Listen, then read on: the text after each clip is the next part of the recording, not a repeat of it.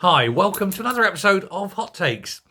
Did you know the COVID inquiry is still going on? Yeah, very quiet and below the horizon now, but it is still there and still yet little revelations still come out from it. Chris Whittey, for example, the chief medical officer, the one that would stand there every day and tell us what was going on, or I prefer to think of lie to us about what was going on, has had to admit to the committee, the inquiry, that he viewed some things with great scepticism. One of the things he said that he was sceptical about was the mask mandate and the old jab mandate for healthcare workers. He said the decision was not medical. It was not advised by anyone medical, and it was 100% a political decision. And so medical workers were forced, whether it may be even against their will, and they were told if they didn't take it, they would lose their jobs, or at least be moved off frontline. They'd be suspended from their jobs, effectively. Care home workers also were mandated by the powers that be to be, jabbed against the COVID.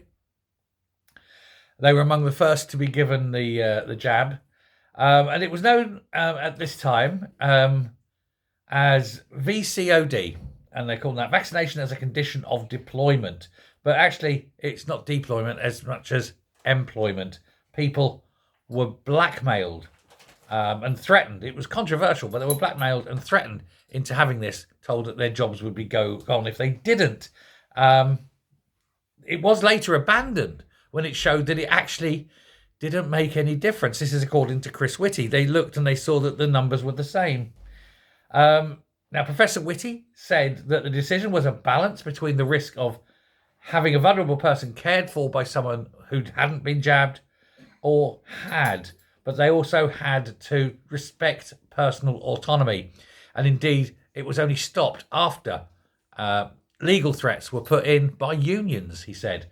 But again, nobody wants to say that. Nobody's talking about this and how political decisions were overturned in the face of a possible court appearance.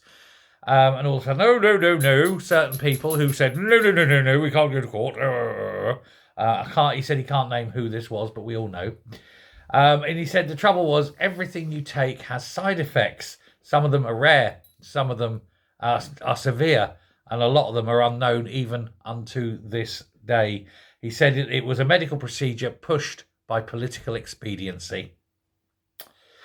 Deary me. Professor Dame Jenny Harries, the CEO of the UK Health Security Agency, and a deputy chief medical officer in the early phases, also had reservations, it seems. In an email sent on the 15th of February 2021, 50 years to the day since this country went decimal. Check that out. She said she was quite outspoken on the mandatory jab policy.